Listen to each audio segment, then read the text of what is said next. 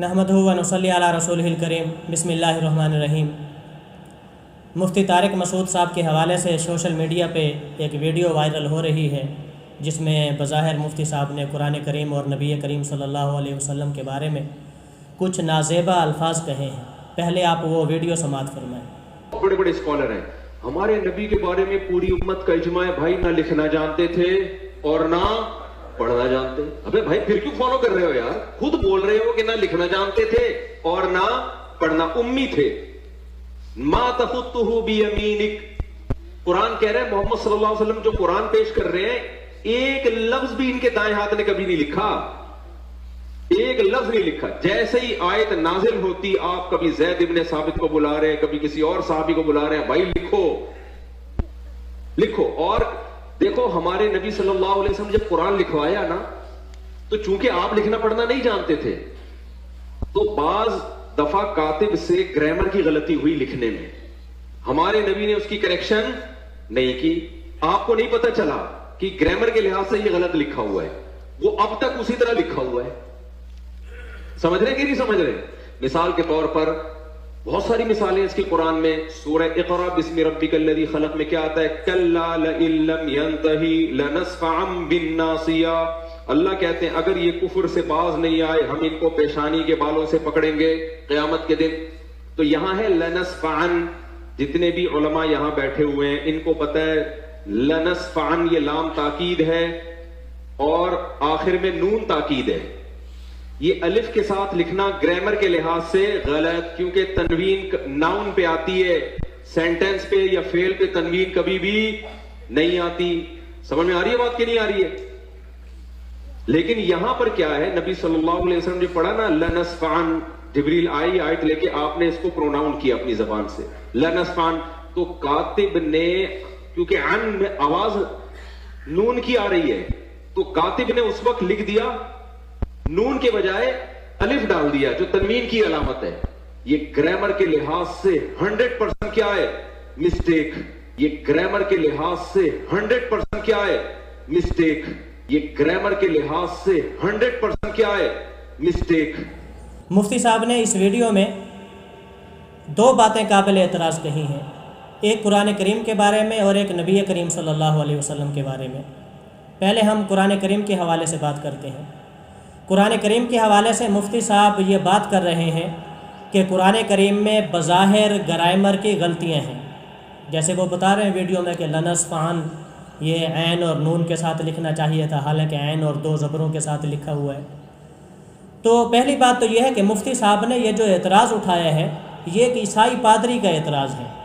एक ईसाई पादरी ने कुरान करीम के अंदर ग्रामर की कुछ गलतियाँ निकाली हैं अपनी किताब के अंदर।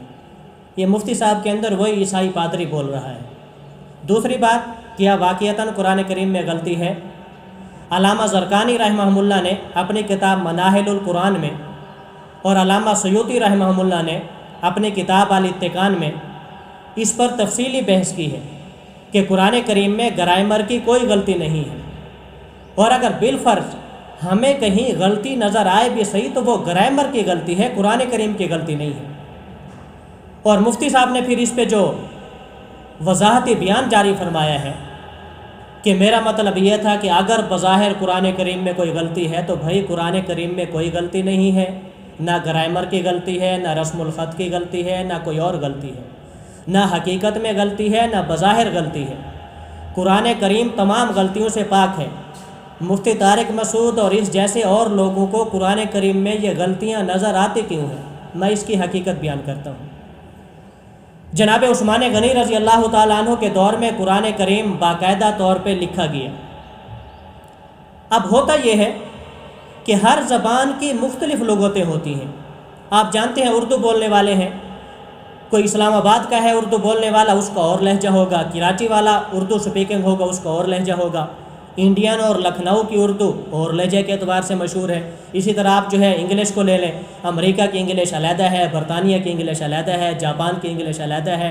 आप सराइकी को ले लें तो मुख्तलिफ़ इलाकों में चलते जाएँ, सराइकियों के लहजे अल्फाज जो है तब्दील होते जाएंगे। तो हर ज़बान के लहजे और अल्फाज में कुछ ना कुछ फ़र्क होता है। कलाम अरब और अरबी ज़बान के अंदर भी इसी तरह मुख्तलिफ़ लहजे हैं, मुख्तलिफ़ लुग़तें हैं, मुख्तलिफ़ ग्रामर हैं। تو رسم عثمانی کے اندر، مصحف عثمانی کے اندر قرآن کریم جب جناب عثمان رضی اللہ تعالیٰ عنہ کے دور حکومت میں باقاعدہ طور پہ لکھا گیا، تو رسم عثمانی کے اندر یہ لحاظ کیا گیا کہ عربی اور کلام عرب اور عربی زبان کے تمام گرامر اور تمام زبانیں اور تمام لغتیں اس کے اندر آ جائیں۔ قرآن کریم کے وہ الفاظ جن کے اندر کلام عرب کے اندر کلام عرب کی لغتیں اور زبانیں مختلف تھی، تو وہ اس طریقے سے لکھا گیا کہ ہر زبان پہ وہ فٹ آ جائے اور ہر زبان کے مطابق وہ صحیح ہو جائے۔ تو اس اعتبار سے قرآن کریم کے بعض الفاظ جن میں کلام عرب کی تمام لغتوں کا احاطہ کیا گیا ہے، تو اس لیے وہ حقیقت میں غلطی نہیں ہے، وہ تو حقیقت میں قرآن کریم اور رسم عثمانی کا اعجاز ہے، رسم عثمانی کا کمال ہے کہ انہوں نے قرآن کریم کو اس انداز سے لکھا ہے کہ کلام عرب کی ساری لغتیں اس کے اندر آ گئی ہیں۔ اس لیے قرآن کریم میں نہ بظاہر کوئی غلطی ہے نہ حقیقت میں کوئی غلطی ہے۔ مفتی صاحب نے جو وضاحت بیان میں کہا ہے کہ یہ بظاہر غلطی ہے، تو مفتی صاحب یہ بظاہر بھی غلطی نہیں ہے، اصل غلطی آپ کی ہے۔ آپ نے جو بیان دیے ہے اس کو آپ بغیر کسی وضاحت کے مکمل طور پہ آپ واپس لیں۔ اور مفتی صاحب کے بیان میں جو دوسری بات تھی کہ نبی کریم صلی اللہ علیہ وسلم امی ہیں، آپ لکھنا نہیں جانتے، پڑھنا نہیں جانتے، آپ کے سامنے کاتبین وحی نے یہ لفظ لکھا، آپ چونکہ لکھنا پڑھنا نہیں جانتے تھے، آپ کو پتہ نہیں چلا، تو وہ غلطی آج تک باقی ہے۔ تو یہ بھی مفتی صاحب کی انتہائی غلط، انتہائی خطرناک بات ہے۔ کون کہتا ہے ہمارے محبوب آقا محمد عربی صلی اللہ علیہ وسلم لکھنا پڑھنا نہیں جانتے تھے؟ کیا مفتی صاحب کو نہیں پتہ صلح حدیبیہ کے موقع پر جب کفار مکہ نے اس صلح کے اس ورقے پہ، اس کاغذ پہ، اس ڈرافٹ پہ اعتراض کیا کہ یہاں پر محمد رسول اللہ نہ لکھا جائے، محمد ابن عبداللہ لکھا جائے، تو جو اس معاہدے کو لکھ رہے تھے حضرت علی رضی اللہ تعالیٰ عنہ، آپ علیہ الصلوۃ والسلام نے حضرت علی کو فرمایا کہ یہاں سے محمد رسول اللہ کاٹ کے محمد ابن عبداللہ لکھ دو۔ تو حضرت علی نے فرمایا کہ میرا تو یہ ضمیر گوارا نہیں کرتا کہ میں آپ کے نام کی کٹنگ کروں، آپ کے نام کو کاٹوں۔ تو آپ علیہ الصلوۃ والسلام نے خود محمد رسول اللہ کو کاٹ کے محمد ابن عبداللہ لکھ دیا۔ تو کون کہتے حضور لکھنا نہیں جانتے تھے؟ کون کہتے حضور پڑھنا نہیں جانتے تھے؟ حضور علیہ الصلوۃ والسلام کو قرآن کریم میں جو امی کہا گیا وہ صرف اس وجہ سے کہا گیا کہ آپ علیہ الصلوۃ والسلام نے کسی استاد کے سامنے شرف تلمذ حاصل نہیں کیا، آپ علیہ الصلوۃ والسلام کسی استاد کے سامنے دو زانوں نہیں بیٹھے، آپ کسی سکول کالج کسی ادارے میں پڑھنے کے لیے نہیں گئے، بلکہ آپ کا استاذ بذات خود اللہ تبارک و تعالیٰ ہے، اور اللہ تبارک و تعالیٰ نے آپ علیہ الصلوۃ والسلام کو ایسا علم عطا فرمایا ہے کہ آپ دنیا کے سارے لکھے ہوئے اور سارے پڑھے ہوئے لوگوں سے بھی زیادہ پڑھنا جانتے ہیں، زیادہ لکھنا جانتے ہیں۔ آپ ذرا حضور علیہ الصلوۃ والسلام کی احادیث کو اٹھا کر دیکھیں، خطبہ حجۃ الوداع کو اٹھا کر دیکھیں، آپ کی چھوٹی چھوٹی احادیث کو اٹھا کر دیکھیں، کتنی اس کے اندر فصاحت ہے، کتنی اس کے اندر بلاغت ہے۔ دنیا کا بڑے سے بڑا پڑھا لکھا آدمی آپ علیہ الصلوۃ والسلام جیسے جملے نہیں بول سکتا۔ آپ علیہ الصلوۃ والسلام نے میڈیکل کے اندر، طب کے اندر، سائنس کے اندر، معاشرت کے اندر، حقوق کے اندر، جنگی کارناموں کے اندر، جنگی تدبیروں کے اندر چھوٹے چھوٹے جملوں میں ایسی ایسی باتیں کی ہیں کہ دنیا آج بھی ان کے سامنے سر جھکاتی ہے، آج بھی ان کے سامنے سر دھنتی ہے۔ آپ علیہ الصلوۃ والسلام کے میدان بدر کا نقشہ، میدان احد کا نقشہ آج بھی امریکہ اور برطانیہ کی فوجی اکیڈمیوں میں لگا ہوا ہے، آج بھی وہ اس سے رہنمائی حاصل کرتے ہیں۔ آپ علیہ الصلوۃ والسلام نے طب کے بارے میں جو چھوٹی چھوٹی باتیں کہی ہیں کہ پیٹ بھرنے سے پہلے کھانا بند کر دو، معدہ بیماریوں کا گھر ہے، آج بھی میڈیکل ان رہنما اصولوں سے جو ہے رہنمائی حاصل کرتی ہے۔ آپ علیہ الصلوۃ والسلام کے معاشرتی حقوق، خواتین کے حقوق، جانوروں کے حقوق، پڑوسیوں کے حقوق، کون سی وہ بات ہے، کون سا وہ شعبہ ہے، کون سا وہ پہلو ہے جس میں آپ علیہ الصلوۃ والسلام نے کمال نہ دکھلایا ہو، آپ علیہ الصلوۃ والسلام کا علم نہ ظاہر ہوا ہو؟